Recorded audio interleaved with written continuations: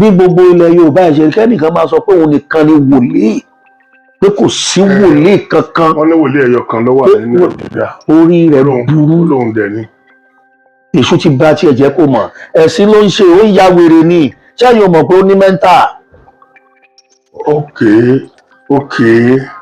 ó ní mẹ́ńtà kéèyàn máa gbó bí ajá kéèyàn máa gbó bí ẹlẹ́dẹ̀ ó ya wèrè ni ìránṣẹ́ ṣáwọn bàbá wọ̀nyí ẹ jẹ́ ká tiẹ̀ sọ ṣé Ọ̀ṣọ́fà ṣe bíi tiẹ̀ nígbà yìí ẹ̀ ó ti tán.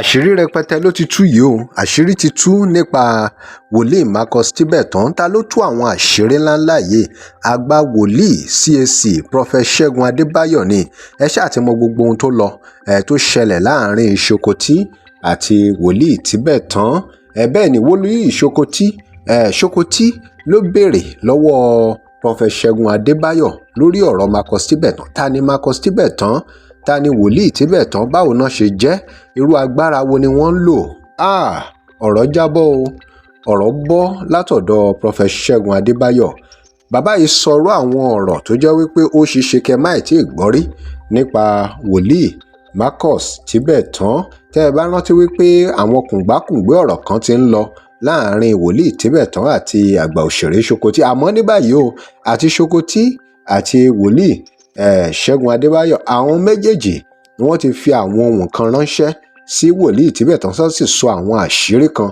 tẹ́ ò mọ̀ nípa agbára tí wòlíì Tibetan lò.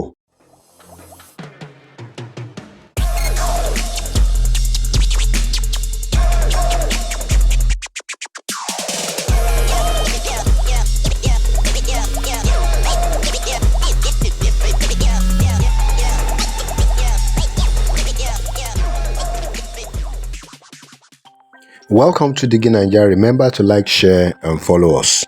Ẹ já gbóhùn lẹ́nu Prophet Segun Adebayo pẹ̀lú ìdánilójú ni wòlíì yìí fi sọ àwọn ọ̀rọ̀ kan nípa wòlíì Marcus Tibetan ẹ já gbọ́. Bíbélì ti túmọ̀ pé ní ìgbà ìkẹyìn ó ní àwọn èké wòlíì yóò pọ̀ wọ́n sọ̀rọ̀ àwọn di Ọlọ́run tó ti yé yín nísìn irú ẹ̀ lẹ́ni tẹ́ ẹ sọ yẹn bí gbogbo ilẹ̀ Yorùbá ẹ̀ ṣe kẹ́nìkan máa sọ pé òun nìkan ni wòlíì pé kò sí wòlíì kankan. wọ́n ní wòlíì ẹyọ kan ló wà nínú Nàìjíríà. orí rẹ̀ burú. Ọlọ́run dẹ̀ ni. èṣù ti bá tiẹ̀ jẹ́ kó mọ̀ ẹ̀sìn ló ń ṣe ó ń ya wèrè ni ṣé yóò mọ̀ pé ó ní mẹ́ńtà. ó ní mẹ́ńtà kéèyàn máa gbó bí ajá kéèyàn máa gbó bí ẹlẹ́dẹ̀ ó ya wèrè ni ìránṣẹ́ ṣáwọn bàbá wọ̀nyí ẹ jẹ́ ká tiẹ̀ sọ ṣé Ọ̀ṣọ́fà ṣe bíi tiẹ̀ nígbà yìí ẹ̀ ó ti tán.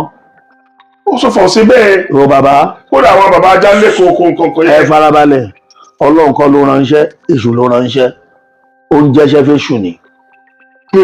kírù yẹn wo àwọn bàbá Adébóyè kó máa ní wọn ó kú bàbá mo sọ fún jọ́nálìsì yẹn ọmọ yín yẹn Àṣàbí pé ibi tó ti gbàgbára pé Èkìtì pupa ni mo sọ láìmọye gbà òun gan ò gbàgbọ́ mo níbi tó ti gbàgbára Abẹ́òkúta ni. ọ̀rọ̀ àṣírí lẹ̀ ń gbọ́ tó ń jábọ́ lẹ́nu àṣírí yẹn tú wòlíì Segun Adebayo yìí o.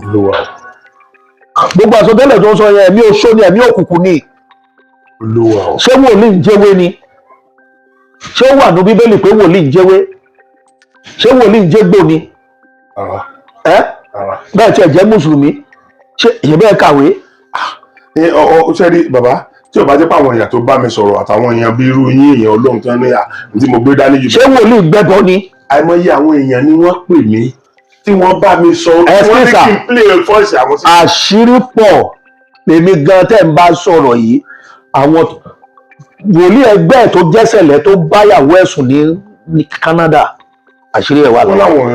àwọn òbóbìnrin àwọn òṣèkínní kan wọn bá bàdàn sùn wọn bá jẹ̀bù sùn wọn bá Oǹdó sùn wọn bá kinní kan sùn ẹ wo bí tí wọn ti wá yà sórí ọ̀rọ̀ yẹn ìbẹ̀rẹ̀ yóò ti mọ̀ pé ó yẹn rí bákan bákan. ẹ wo sá ẹ má bínú mo fẹ́ tú àṣírí ara mi fún yín èmi tí mo bá yín jókòó tí mo jókòó tí ọ̀rọ̀ àṣírí lẹ́nu tó ń jábọ́ lẹ́nu wòlíì Segun Adebayo yìí o. ìsọjí yẹn lé àwòrán irú ẹ̀ rí mo parí ìsọjí tán bàbá mo dẹ̀ ẹ mọ̀ pé ajá ni máa ń yọ àwọn mo dẹ̀ ń wo obìnrin bí ajá bàbá ẹnìkan lọ́lọ́run èmi tí mi ò láìkí obìnrin mo wá dẹni tó ń gbọ̀n tẹ̀lé obìnrin bí ajá ó ṣẹlẹ̀ sí mi lẹ́ẹ̀mejì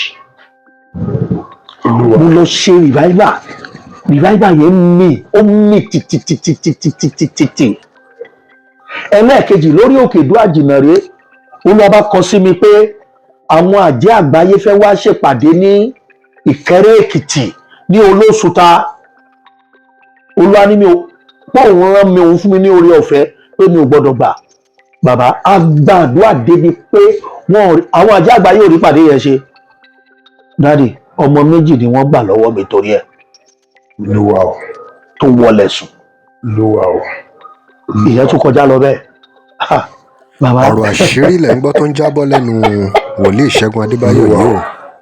nínú iṣẹ́ Olúwa nínú ìrìn àjò ìgbàgbọ́ yìí sà bó sùn tí obìnrin tí kì í ṣe ìyàwó mi ì tiẹ̀ láyà gbà yẹn mi ì láìkí obìnrin fọ̀nà bẹ́ẹ̀ ṣe rí ṣọ́ọ̀ṣì èmi ò fobìnrin bẹ̀rẹ̀ ṣọ́ọ̀ṣì ẹ̀sà àwọn obìnrin wọ́n ya pòkì gan mi ò fobìnrin bẹ̀rẹ̀ ṣọ́ọ̀ṣì káwa sọ pé kẹ́nìkan wá jáde kó sọ pé òun ò bóbìnrin sùn òun ò ṣe báyìí rí ìyàwó rẹ̀ ò dẹ̀ sí Nàìjíríà ìyàwó ẹ̀ sí Nàìjíríà kò bá Ìbàdàn sùn kò bá Oǹdó sùn kò bá kẹ́nìkan bàbá mi ìyàwó gbèrè ọkọ àṣẹwọ́n ìdògbé kì í ṣe ẹni Ọlọ́run ẹnu mi gbà láti sọ. ẹ̀yin èèyàn kí lè ròyìn lórí gbogbo àwọn ọ̀rọ̀ yìí lórí àwọn nǹkan tí wọ́n sọ nípa wòlíì Tibetan? Remember to like, share and follow us. Thanks for watching.